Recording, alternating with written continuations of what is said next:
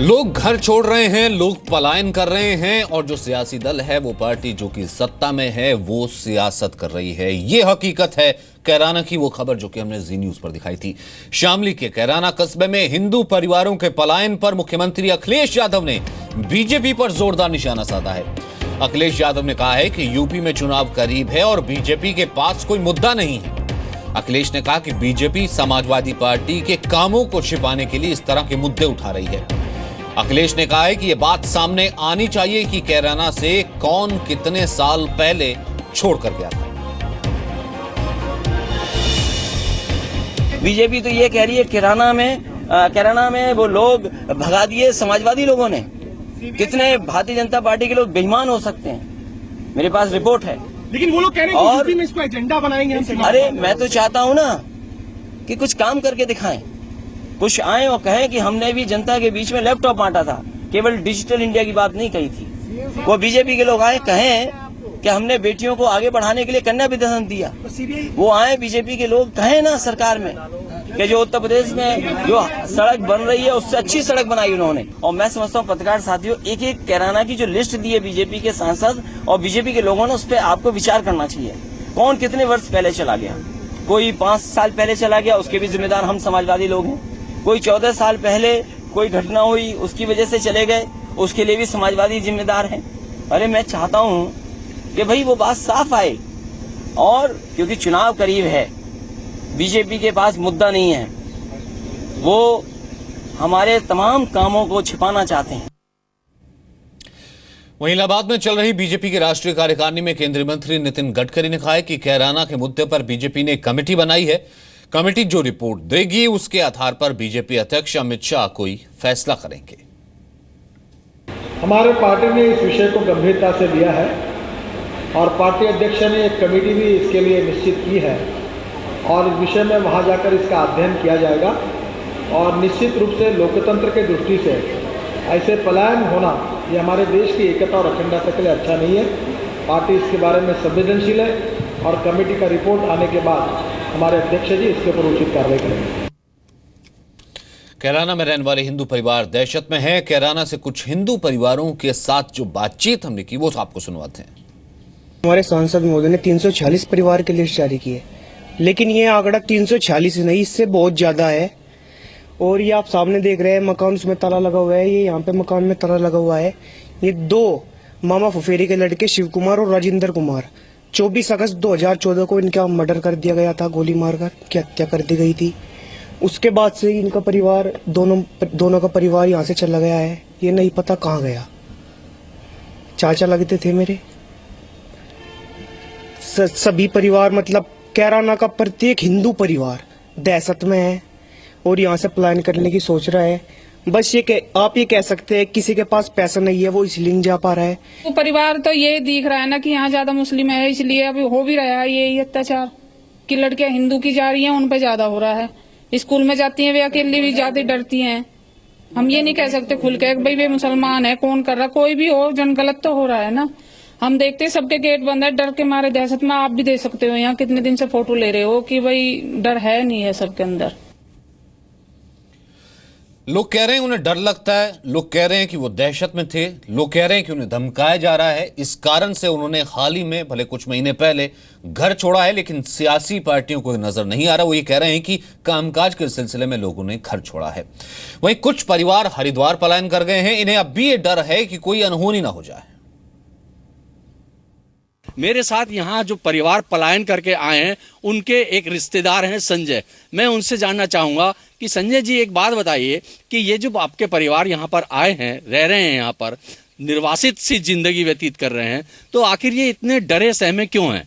क्योंकि वहाँ पर जो है एक वर्ग विशेष जो है, जो वहाँ पर बहुसंख्यक है, वो अल्पसंख्यक जो हिंदू रह गया है उसके घर वो रंगदारी के लिए चिट्ठी डाल देते हैं। उसके परिवारों की जो बहू बेटियाँ हैं उनको बुरी दृष्टि से देखते हैं या उनके साथ कुछ बदतमीजियाँ करते हैं। इसलिए उन लोगों ने अपना काम धंधा, जो उनका चौपट हो गया वहाँ पर, जो उनका व्यवसाय था रंगदारी की वजह से, वो अपना हिमाचल उन्होंने प्लान करना है उचित समझा, क्योंकि वहाँ पर एक वर्ग विशेष बहुतायत में आ गया है। वहाँ के ईसाई लोग कहते हैं जो वहाँ पहले मुसलमान थे वो अच्छे थे, लेकिन जो बाहर से आए हैं कवाल कांड के बाद, जो बाहर से मुसलमान गुजर आया है उस क्षेत्र में, उसने वहाँ पर उन लोगों की जिंदगी तबाह कर दी है। उनका तो एक उद्देश्य सिर्फ उनका हिंदुओं का माल लूटना रह गया है।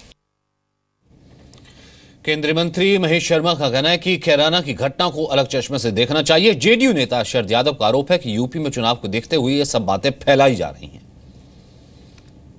देखिए, ये उत्तर प्रदेश सरकार की जाती हुई सरकार के एक कफन में एक और कील है। मैं समझता हूँ चाहे वो मथुरा हुई हो, बिसाहड़ा हुआ हो, या और इतने कांड हुए, दादरी जैसी घटना के अंदर एक पुलिस अधिकारी मार दिया जाता, कोई दिन ऐसा नहीं जाता जहाँ कानून व्यवस्था की धज्जियाँ ना उड़ती हों। जिस नाम पर एक अखिलेश युवा चेहरे को इस प्रदेश के लोगों ने एक बहुमत दिया था, आज वो सरकार चरमराती हुई नजर आ रही है। क्या मजाल है, कहाँ थी उनकी इंटेलिजेंस, कहाँ थी सरकार, कहाँ थी गवर्नेंस। आखिरकार एक सांसद को खड़ा होना पड़ा, एक वरिष्ठ सांसद को खड़ा होकर ये बताना पड़ा कि 346 परिवार वहाँ से पलायन हो चुके हैं। क्यों नहीं इसकी जांच प्रदेश सरकार ने कराई, और कब तक, क्या बनाना चाहते हैं उत्तर प्रदेश को। आज उत्तर प्रदेश दयनीय स्थिति के अंदर है। उत्तर प्रदेश हमारे देश की शान है, और आज उत्तर प्रदेश जिन हाथों के अंदर रह रहा है, वहाँ ना भ्रष्टाचार से मुक्ति मिली है, ना गुंडाराज से।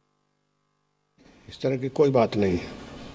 ये चुनाव है इसलिए लोग फैला रहे हैं ऐसी बातें। वहाँ के लोग मेरे पास भी आए थे, उनका कहना था कि इस तरह हमारे यहाँ कोई ऐसी स्थिति नहीं है। लोग जो कह रहे हैं वो सब बातें सामने, लेकिन फिर भी ना जाने क्यों नेताओं तक आवाज नहीं पहुंच रही। वो कह रहे हैं कि लोग फैला रहे हैं इस तरह की बातें। कैराना के मुद्दे पर जमकर राजनीति हो रही है, लेकिन कैराना के पीड़ितों की किसी को फिक्र नहीं है।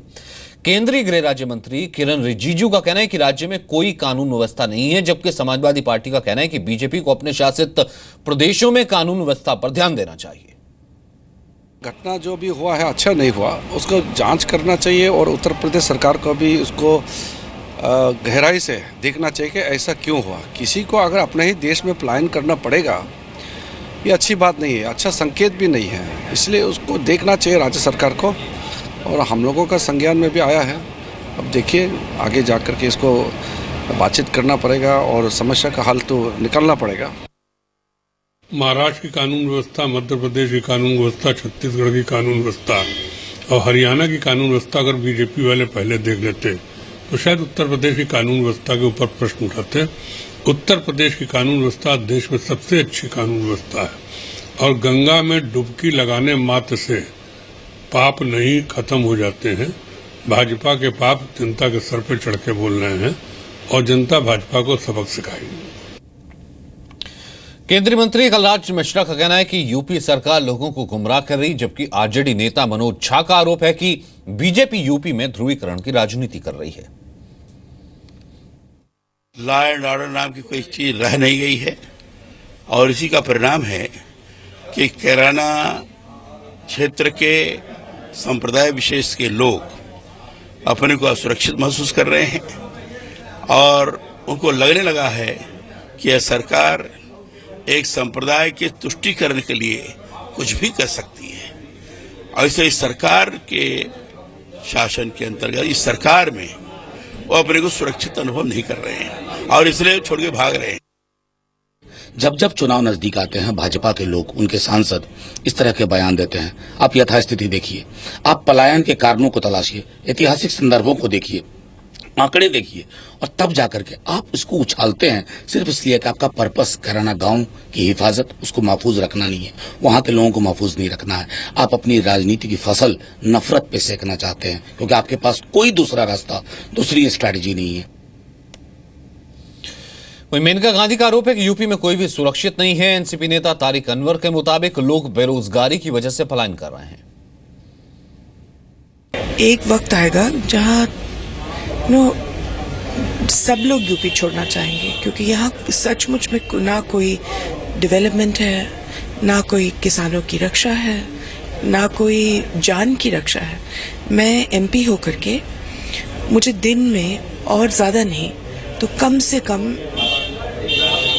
10 या 15 फोने आते हैं रोज़ कि मेरी लड़की का अपहरण हो गया, पुलिस कुछ नहीं कर रही है, गाय यहाँ से निकल रहे कटने के लिए, पुलिस उसके साथ शामिल है। इस तरीके से हमारे देश के किसी भी हिस्से में अगर लोगों को पलायन करना पड़ता है, चाहे किसी भी कारणवश, तो ये अच्छी बात नहीं है। लेकिन मैंने वहाँ के जो स्थानीय एसपी हैं उनका बयान मैंने सुना है टीवी पे, तो उन्होंने स्पष्ट रूप से कहा है कि हमारे पास ऐसी कोई शिकायत नहीं आई है। जो लोग वहाँ से पलायन किया है वो उसका एक मुख्य कारण ये है कि वहाँ कोई रोज़गार के अवसर नहीं है और लोग रोज़गार की तलाश में बगल में जहाँ जो इंडस्ट्रियल सिटी है वहाँ उन्होंने पलायन किया है।